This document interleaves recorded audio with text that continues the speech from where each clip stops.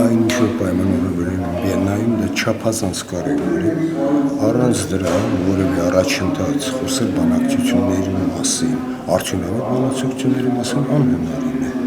Այդ տեսակետից նաև այս հանդիպումը որոշակի առումով քննություն է Ադրբեջանի համար,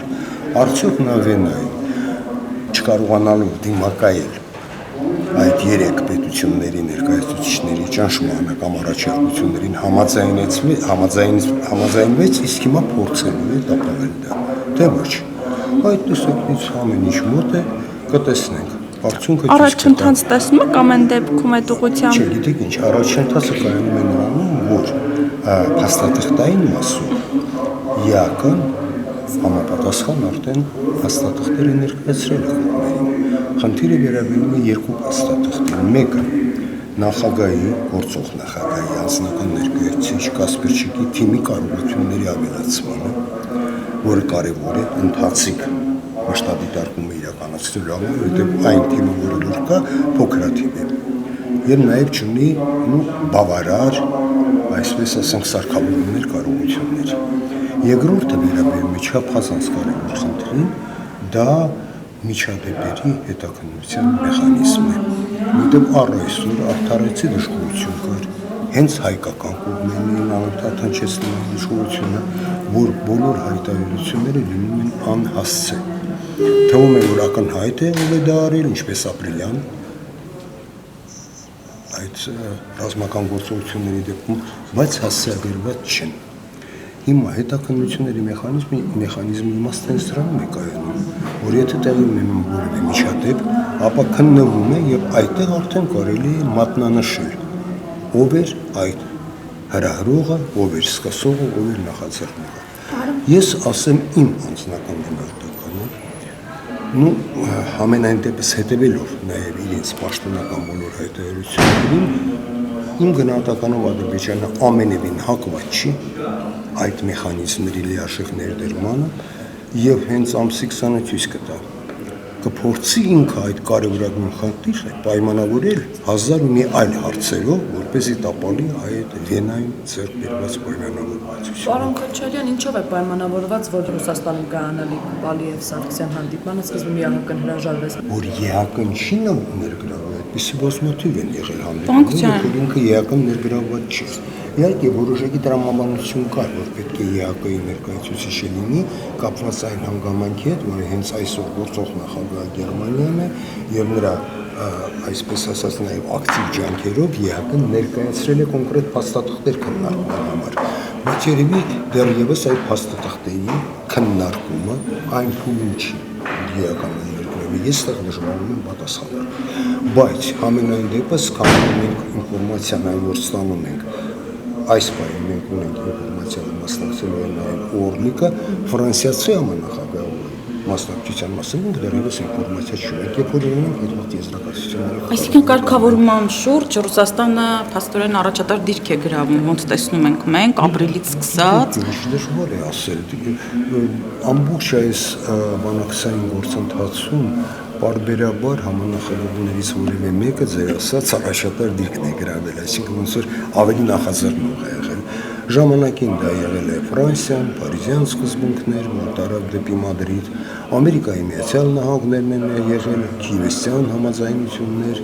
ժամանակին Ռուսաստանը շատ ակտիվ Մեդվեդևի նախագահության օրոք եղել էր այսպիսի դիրքում, որից հետո հիմա այո կարող է պատահական չէ այդ տպավորությունը, որ Ռուսաստանը ոնց որ ցանկանում է նորից այդ առաջատարի ձեր ասած դիրքը գրավել, բայց ամենայն դեպս մինչ այսօր բոլոր այդպիսի քայլերը եղել են համաձայնեցված բոլոր երեքի միջև։ Եվ եթե այդպիսի իրավիճակ չլինի լիարժեք համաձայնեցված, ապա դա իհարկե որևէ ձևի չի նպաստի բանակցային գործընթացի։ Պարոն Քոչարյան, իսկ Շոյգուի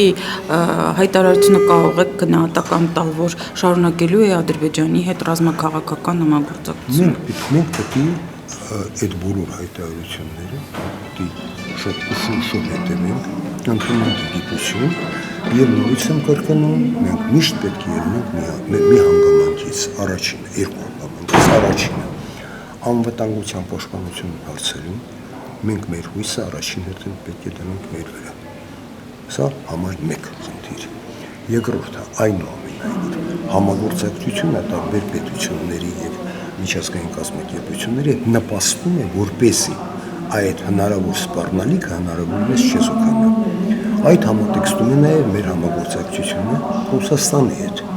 Ոչ ավելին, որովհետեւ մեծ սպասելիքներ կան, որ Ռուսաստանը կգա մեր փոխարեն մեր անվտանգության խնդիրները կլուծի, դա կոպիտ սխալ է, դրանից հետո կարող է հիասթափություն լինել։ Պատասխանատվային հարաբերությունները։ Եվ պետք է միշտ ելնել նրանից, որ ցանկացած երկիր ելնում է իր շահերից։ Եվ որտեղ շահերը համընկնում են երկու պետությունների, այդտեղ այո, ունես լիարժեք համագործակցություն, որտեղ չեն համընկնում, դա չի կարող։ Այսինքն Հայաստան-Ռուսաստան շահերը այս этаպում չեն համընկնում, ոնց տեսնում ենք։ Գիտեք ինչ, մենք մեր շահերը լավ գիտենք։ Ռուսաստանը իր շահերը գիտի, եւ մենք պետք է միշտ հստակ գիտակցենք, տեսնենք, որտեղ է այն եզրը, որտեղ է շահերի համընկնում։ Սա է իրական իրավիճակը։ Մյուս կողմից, գիտեք ինչ, շատ կոպիտ սխալ կլներ, երբ որ այն մարդիկ, որոնք ավելի մեծ սպասելիքներ ունեին Ռուսաստանից, քան դա իրականացավ, որպեսզի հիմա մտնեն այլ ծայրահեղության մեջ եւ փորձեն Ռուսաստանին դարձնել մեծ թշնամի, այդ կլինի ամենակոպիտ սխալը։ Պարոն Քոչարյան, օրեր առաջ Իգոր Պոպովը շրջանակային համաձայնագրի մասին էր խոսել եւ չէր բացառել իրավական պարտադիր փաստաթուղթը, որը դրվի շրջանառության մեջ։ Ժամանակին խոսվում էր Լավրովյան փաստաթղթի մասին, այստեղ դուք ինչ-որ կապ տեսնում եք, ինչ-որ փաստաթուղթ կա կամ հնարավոր է նախագահների հանդիպման ժամանակ ինչ-որ փաստաթուղթ ամենայնիվ ստորագրվի։ Կա մի փաստաթուղթ, որ ընդունված է որպես 5 բանակցությունների համար, այն էլ 3 կողմերից միայն 2-ն են ընդունել։ Դա մադրիդյան փաստաթուղթն է, որպես 5 բանակցությունների համար 2-ի կողմից որևէ այլ փաստաթուղթ, որին կողմերը դրել են համաձայնություն, գոյություն չունի։ Վերջին փաստաթուղթը, որը լուրջ քննարկվել է եւ որը Ադրբեջանը տապալեց բազմաթիվ առաջարկություններ անելով, դա Կազակն է։ Ու վերջ ընթացքում ցանկացած կողմ կարող է ցանկացած առաջարկություն անել։ Միջնորդները կարող են տարբեր առաջարկություններ անել, բայց այդ բոլորը չի նշանակում, որ եթե որևէ մեկը մի բան է առաջարկում, դրանով բարձրացվեց։ Դա այդպես չի, դա հաստատում չի։ Այդ տեսակետից ապագան ցույց կտա մի բան ակնհայտ է, այն է այս ապրիլյան Ադրբեջանի ագրեսիայից հետո, շատ լուրջ ագրեսիայից հետո, որովհետև 94 թվականից է ասկում այդպիսի նախադեպ չի եղել, դա ուղղակի ռազմական գործողությունների մեր սկսումներ, ինչը արգելված է 94 թվականի պայմանագրում։ Դրանից հետո իհարկե արդեն պետք է այս ամեն ինչը դիտարկել նույնիսկ նորովի։ Այն ինչ որ մեր համար է ակնհայտ հայկական կողմերի համար, ես իմ կտանում նորովի պետք է դիտարկել միջազգային հանրությունը։ Առաջինը գործ ունես մի սուբյեկտի հետ, որը իր ստորագրած փաստաթուղթը կարող է մերժել, ի հակառակ դրա գործը նույնիսկ փորձի հետո քայլեր կատարել այդ փաստաթուղթը չեղել հայտարարելու խոսքը վերաբերում համաձայնագրին։ Երկրորդը, որ այս ամբողջ ժամանակահատվածում բանակցային գործընթացի անարդյունավետությունը պայմանավորված է նրանով, որ Ադրբեջանը օգտագործում է բանակցային գործընթացը որպես քող, ընդհանրապես իր զինված ուժերը զինտեխնիկայով համալրելու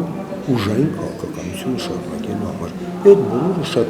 հստակ է, այն ինչ որ հստակ էր երկու հայկական կողմերի համար, կարծում եմ հստակ է։ Այսինքն, եթե ռուսական կողմը առաջարկի նման փաստաթուղթ, մենք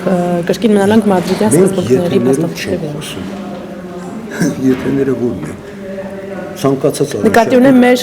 քաղաքականությունը մնում է նույնը փաստաթղթի առումով։ Կողմ կարող է ցանկացած առաջարկություն անել, ոչ հրապարակային է դա արվում, բանակցություններ են, եւ ցանկացած առաջարկության դու կարող ես եւ այլ ասես, եւ ոչ ասես, եւ ասես, այո, այս պայմաններում։ Հիմա պարոն Քոչարյան, ամեն դեպքում ինչ սպասենք ամսի 20-ին տեղի ունեցող հանդիպումից։ Գիտեք ինչ, ես նորից եմ կրկնում, դա քննություն է Ադրբեջանի համար։ Առաջնորդվել է նա Վենայում ստանձնած իր պարտավորություններով, թե փորձելու է դա տապալել։